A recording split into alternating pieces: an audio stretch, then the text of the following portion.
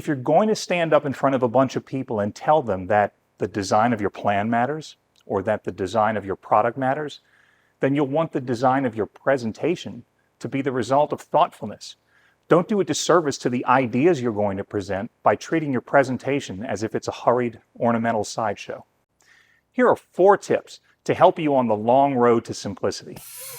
First, don't write your presentation in PowerPoint or some other presentation software. The software constrains you. You're forced to write in bullet point format, not because you decided that was the best way to do things, but because someone else decided to make the software that way.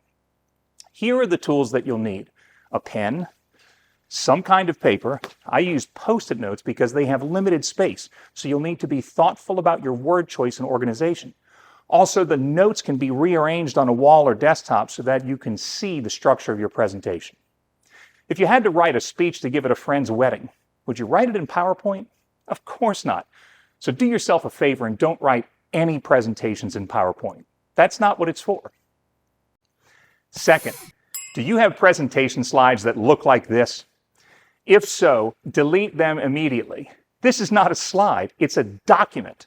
You are the presentation. The presentation is not a read-along.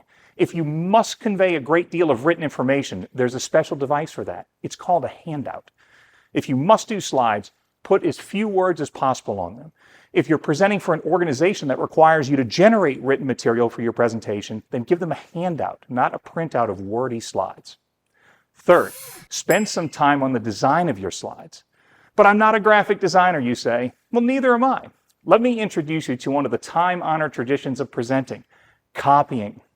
Now, I'm not talking about plagiarizing. I'm talking about finding something, a slide, that resonates with you, some kind of design, and making your own version of it. Because you'll be making your own, it won't be an exact copy. It'll be yours.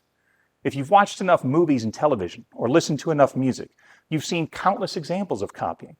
So copy away. Think about it this way. Would you rather look at this slide or this one? They both convey the same information, but one looks more professional and polished. I totally copied that idea from an outstanding book by Gar Reynolds called Presentation Zen. It's a great book on slide design, and I encourage you to check it out. The 4th tip is this: is your presentation longer than 20 minutes? If so, first ask yourself, must it be longer than 20 minutes? Sometimes there are requirements which you have no control over. For example, I deliver continuing education classes to attorneys, and the bar associations of various states require that the presentation be at least an hour long. Barring such a requirement, you should strive to cut your presentation to 20 minutes or less. There's no shortage of research out there on the average attention span. And while the opinions vary, all the research tells us that shorter is better. Every single TED Talk is under 20 minutes. The Gettysburg Address was less than 2 minutes. MLK's I Have a Dream speech was 17 minutes. And the president's speech in the movie Independence Day was 1 minute and 30 seconds. Take note. Creating a powerful presentation is hard work, hours of work. It's understandable if you need some motivation to get you through it. These days, there are 2 commercials I like to watch for motivation. Each one is only 60 seconds long. The first one is from Travelers Insurance, and it's called Legacy. The other is from the University of Phoenix, and it's called Find Your Wings. You can find them on YouTube, or you can click the links I provided in the posting for this video.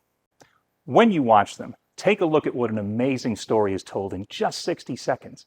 And the story is directly related to the product or service being sold. I can't imagine the hundreds of hours that went into the production of these 2 commercials, but the result is simple, elegant, and emotionally powerful.